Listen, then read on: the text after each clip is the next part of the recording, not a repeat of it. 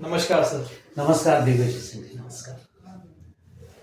तो सर आज बड़े दिनों बाद आप पधारे, टाइम निकाला आपने।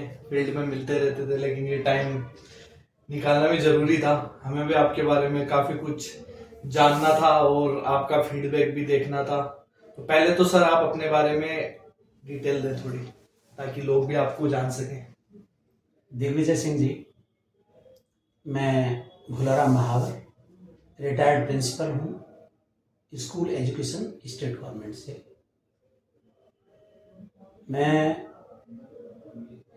मैंने 35 साल सेवा की एजुकेशन डिपार्टमेंट में। उसके बाद मैं जुलाई 24 में रिटायर हो गया। ये मेरा व्यक्तिगत परिचय है।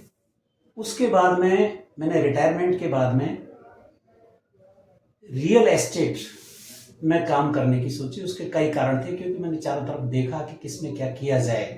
पैसा भी आया था, उसको इन्वेस्ट भी करना था, तो ये मुझे ठीक लगा। तो यहाँ सर आप फर्स्ट एज ए कस्टमर के रूप में आए? हाँ। और क्या देख के आए? मैं कस्टमर के रूप में आया। मैंने दिग्विजय सिंह जी ये देखा कि रिटायरमेंट के बाद में जो पैसा है मिलता है तो उसको इन्वेस्ट करना था। तो उस पैसे को इन्वेस्ट करने के लिए गोल्ड सिल्वर की बात आती है या शेयर मार्केट में लगा देना, कहीं हाँ इस तरह के होते हैं। तो मैंने वो ठीक नहीं समझा, उसमें रिस्क देखी या रिटर्न अच्छा नहीं।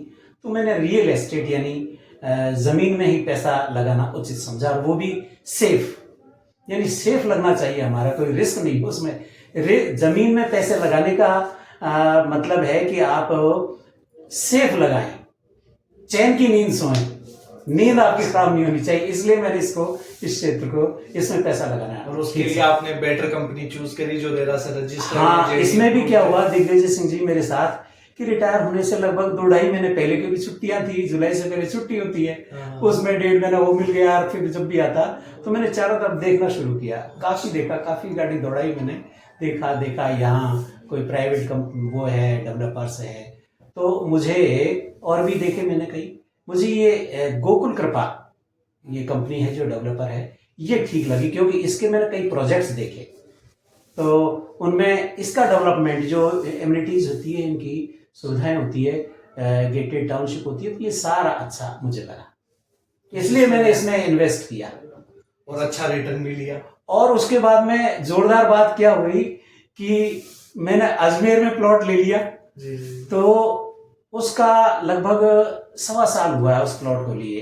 अब मुझे लगभग 25% उसका रिटर्न मिल रहा है। बहुत तो किसी फील्ड से तो हाँ, संभव ही नहीं। ये मेरे साथ रहा इसमें। तो इससे इंटरेस्ट लिया आपने, और इतने इंटरेस्ट लेके तब आपका मानस बना कि क्यों ना ये इंटरेस्ट। हाँ, अब देखो इसमें क्या हुआ कि मैंने ले लिया प्लॉट, ठीक है, इन्वेस्ट कर दिया। अब मैं तो फुर्सत में आ गया। अब व्यक्ति को शारीरिक या दिमाग का काम तो चाहिए। अब हमने तो दिमाग का काम किया जीवन भर और शरीर को भी चलाना। हमने सोचा यार करें क्या ठाले बैठे।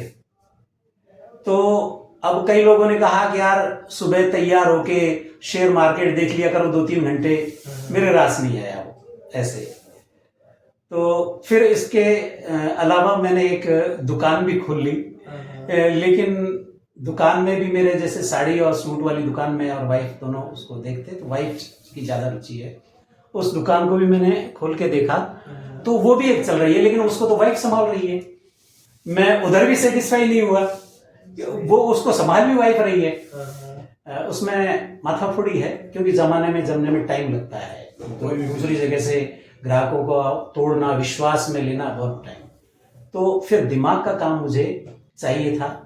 तो मुझे रियल एस्टेट का काम, ये जो साफ सुथरा काम है, तो गोकुल कृपा कंपनी में इसके प्रोजेक्ट्स अच्छे हैं, इसलिए ये कंपनी मुझे अच्छी लगी। इसलिए इसको मैंने ज्वाइन किया। प्लॉट लेने के लगभग 1.25 साल बाद में इसको ज्वाइन कर लिया मैंने।